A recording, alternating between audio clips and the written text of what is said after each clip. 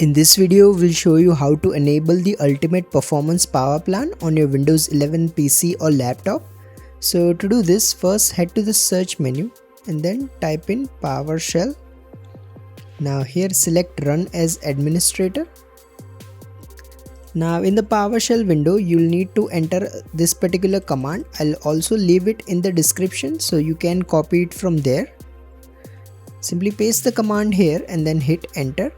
Once you see this message, that is the ultimate performance power plan enabled, simply close everything, head to the search menu and then type in control panel. Now select it. Now here go to power options, and in this menu you should see the ultimate performance power plan. You can then select it from here. However, if it doesn't appear even after entering the command, it likely means your PC's hardware has disabled this particular command. If you find this video useful, please don't forget to like and subscribe to Glitch Guru.